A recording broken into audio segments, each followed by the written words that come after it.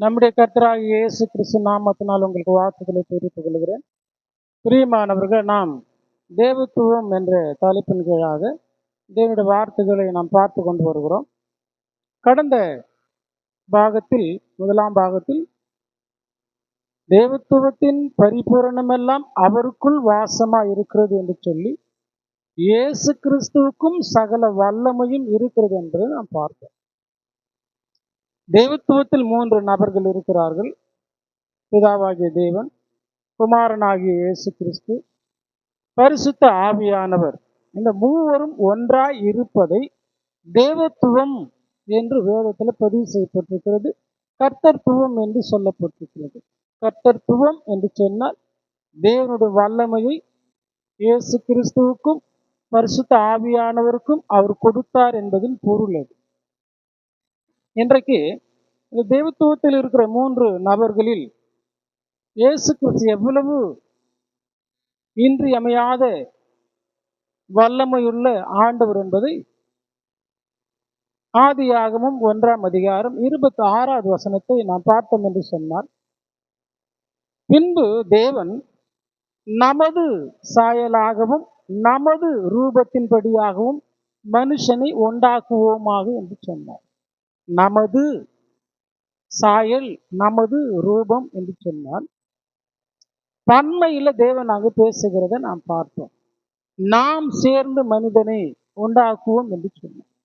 ஆக உலகத்தின் சிருஷ்டிப்பில் இயேசு கிறிஸ்து இருந்தார் என்பதை இங்க தேவன் பரிசுத்த ஆவியானவர் மூலமாக இங்க வலியுறுத்துகிறதை நாம் பார்க்கிறோம். அப்படி போலவே யோவான் எழுதின சுவிசேஷம் 1ஆம் அதிகாரம் 1வது வசனத்தை நாம் பார்த்தோம் என்று சொன்னால், ஆதியிலே வார்த்தை இருந்தது, அந்த வார்த்தை தேவனிடத்தில் இருந்தது, அந்த வார்த்தை தேவனாய் இருந்தது. இங்க வார்த்தையாக இயேசு கிறிஸ்துவை பரிசுத்த ஆவியானவர் பதிவு செய்கிறத நாம் பார்க்கிறோம். 2வது வசனத்தில் அவர் ஆதியிலே தேவனோடு இருந்தார். இங்க இயேசு கிறிஸ்துவை இங்கே முன்வைத்து சொல்லப்பட்ட வசனம், அவர் ஆதியிலே தேவனோடு இருந்தார், சகலமும் அவர் மூலமாய் உண்டாயிற்று. அங்கே மனிதனை உண்டாக்குவோமாக என்று சொன்னார் இல்லையா, அதை தான் இங்க சொல்லுகிறார். சகலமும் அவர் மூலமாய் உண்டாயிற்று, உண்டானது ஒன்றும் அவரால் இல்லாமல் உண்டாகவில்லை. இந்த உலகத்தில் நாம் பார்க்கிற எல்லாவற்றையும் தேவன் படைக்கும் பொழுது இயேசு கிறிஸ்துவை கொண்டு இந்த உலகத்தை தேவன் படைத்தார். அவர் ஆதியிலே தேவனோடு இருந்தார். இங்க 14வது வசனத்தை நீங்கள் பார்த்திருக்கிறது என்று சொன்னால், அவர் எப்படி இந்த பூமிக்கு வந்தார் என்று அங்கு சொல்லப்பட்டிருக்கிறது. அந்த வார்த்தை மாம்சமாகி கிருபையினாலும் சத்தியத்தினாலும் நிறைந்தவராய் நமக்குள்ளே வாசம் பண்ணினார். அவருடைய மகிமையை கண்டோம். அது பிதாவுக்கு ஒரே பேரானவருடைய மகிமைக்கு ஏற்ற மகிமையாகவே இருந்தது. தேவனுக்கு இருந்த மகிமை இயேசு கிறிஸ்துவுக்கு இருந்தது என்று சொல்றார். ஆகவேதான் பேதுரை பார்த்து, பேதுரோடு இருந்த சீஷர்களை பார்த்து, உலகம் என்னை பலதரப்பட்ட வார்த்தைகளால் பேசுகிறார்கள், நீங்கள் என்னை யார் என்று சொல்லுகிறீர்கள் என்று கேட்டார். அதற்கு மத்தேயு சுவிசேஷம் 16ஆம் அதிகாரம் 15, 16, 17 கவனியுங்கள். அப்போது அவர், நீங்கள் என்னை யார் என்று சொல்லுகிறீர்கள் என்று கேட்டார்.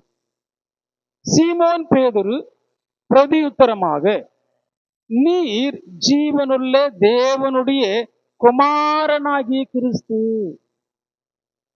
என்று பேதுரு சொன்னார். அதற்கு ஆண்டவர் பேதுரை பார்த்து என்ன சொன்னார் என்று சொன்னால், இயேசு அவனை நோக்கி, யோனாவின் குமாரன் ஆகிய சீமோனே, நீ பாக்கியவான், மாம்சமும் இரத்தமும் இதை உனக்கு வெளிப்படுத்தவில்லை, பரலோகத்தில் இருக்கிற என் பிதா இதை உனக்கு வெளிப்படுத்தினார். பரலோகத்தில் இருக்கிற பிதா பேதுருக்கு வெளிப்படுத்தினாராம். என்னவென்று சொல்லி, நீர் ஜீவனுள்ள தேவனுடைய குமாரனாகி கிறிஸ்து என்று சொல்லி. இயேசு கிறிஸ்து 3 வேஷம் போடக்கூடிய ஒரு ஆக்டர் கிடையாது. அநேக நல்ல தீர்க்கதரிசிகள் இயேசு கிறிஸ்து மூவராக, பிதாவாகவும் பரிசுத்த ஆவியானவராகவும் இயேசு கிறிஸ்துவாகவும் அவர் வேடமேற்று இப்படி மக்களுக்கு தன்னை காண்பித்தார் என்று சொல்லி ஜனங்களை மோசம் போக்கி கொண்டிருக்கிறத நான் பார்க்கிறேன். இயேசு கிறிஸ்து ஆக்டர் கிடையாது. வேஷம் போட வேண்டிய அவசியம் அவருக்கு இல்லை.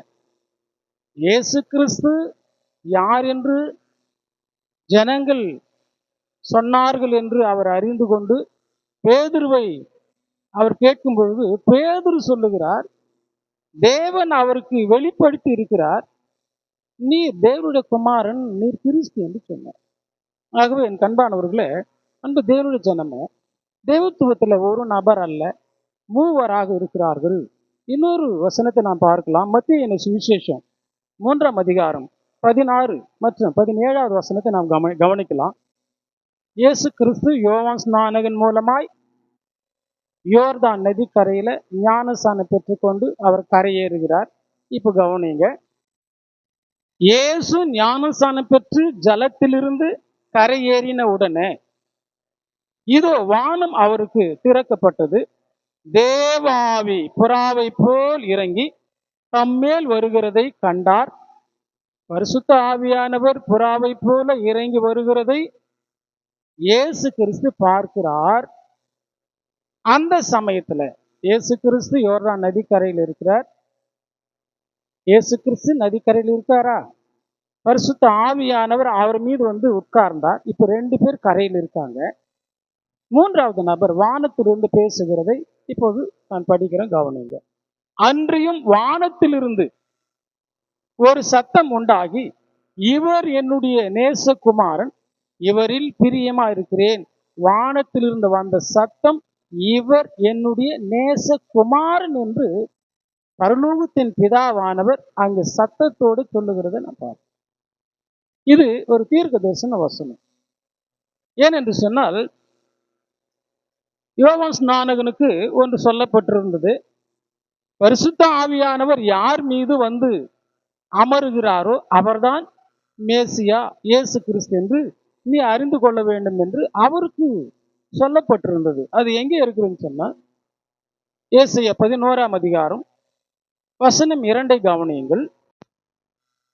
ஞானத்தையும் உணர்வையும் அருளும் ஆவியும், ஆலோசனையும் பலனையும் அருளும் ஆவியும், அறிவையும் கர்த்தருக்கு பயப்படுகிற பயத்தையும் அருளும் ஆவியுமாகிய கர்த்தருடைய ஆவியானவர் அவர் மேல் தங்கி இருப்பார். ஏசாயா சொல்லுகிறார், கர்த்தருடைய ஆவியானவர் இயேசு கிறிஸ்துவின் மீது தங்கி இருப்பார்.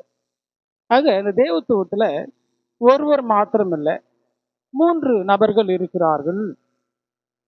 பரிசுத்த ஆவியானவர் இயேசு கிறிஸ்துவோடு அவர் தங்கி இருப்பார். அப்படி போலவே யோவான் எழுதின சுவிசேஷம் 14ஆம் அதிகாரம் வசனம் 16, 17 நாம் கவனிக்கலாம். 14ஆம் அதிகாரத்தில் கவனிங்க. நான் பிதாவை வேண்டிக் கொள்ளுவேன், அப்பொழுது என்றென்றைக்கும் உங்களுடனே கூட இருக்கும்படிக்கு சத்திய ஆவியாகிய வேறொரு தேற்றரவாளனை அவர் உங்களுக்கு தந்தருளுவார். உலகம் அந்த சத்திய ஆவியானவரை காணாமலும் அறியாமலும் இருக்கிறபடியால் அவரை பெற்றுக்கொள்ள மாட்டாது. அவர் உங்களுடனே வாசம் பண்ணி உங்களுக்குள்ளே இருப்பதால் நீங்கள் அவரை அறிந்து கொள்ளுவீர்கள். நான் பிதாவை வேண்டிக் கொள்ளுவேன், அப்போது என்றென்றைக்கும் உங்களுடனே கூட இருக்கிற வேறொரு தேற்றரவாளனை தேவன் உங்களுக்கு தந்தருளுவார். எனக்கு பிரியமானவர்களே, அன்பு தேவனுடைய ஜனமே, இயேசு கிறிஸ்து பரிசுத்த ஆவியானவர் அல்ல. பிதாவாகிய தேவன் பரிசுத்த ஆவியானவர் அல்ல. பரிசுத்த ஆவியானவர் வேறொருவர். ஆகவேதான் பக்கத்துல 15ஆம் அதிகாரம் 26 கவனித்தீர்கள் என்று சொன்னார்.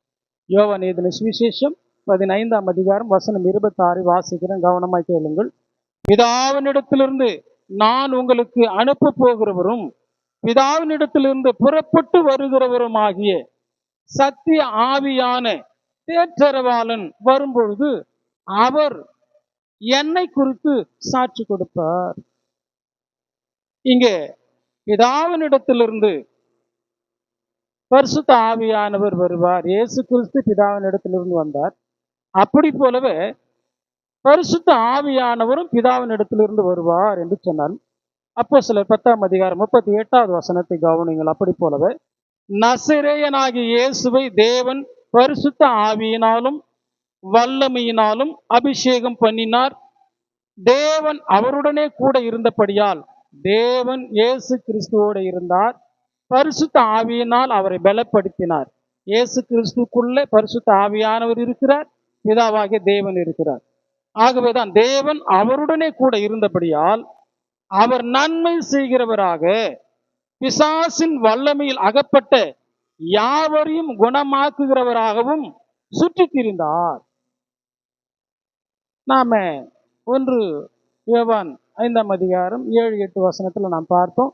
பரலோகத்துல பார்க்கிறோம். பரலோகத்துல சாட்சி இடுகிறவர்கள் 3 பிதா, வார்த்தை, பரிசுத்த ஆவி என்று சொன்னமே. அவர்கள் ஒன்றாக இருக்கிறார்கள் என்ற பதமும் அங்கு இருக்கு. இருக்கிறார்கள் என்று சொன்னால் 3 அங்கு இருக்கிறார்கள் என்று பொருள். 3 ஒன்றாக இருக்கிறார்கள் என்பதல்ல, 3 பேரும் தனித்தனியா இருக்கிறார்கள் என்று அர்த்தம்.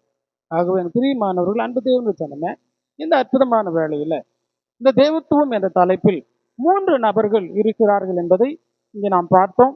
ஆகவே தொடர்ந்து இன்னொரு 3வது பாகத்துல மிக தெளிவாக உங்களோடு நான் பேச விரும்புகிறேன். இந்த வசனங்களை உங்களுடைய வீட்டுக்குள் சென்று அதை வாசித்து நீங்கள் தியானியுங்கள். அது உங்களுக்கு விளங்கும். உங்களுக்கு புரியவில்லை என்று சொன்னால் இங்கே தொடர்பு கொள்ள வேண்டிய நம்பர் கொடுக்கிறோம். அதன் மூலமாய் அடியேனை தொடர்பு கொள்ளுமாறு உங்களை அன்புடன் கேட்டுக்கொள்கிறேன்.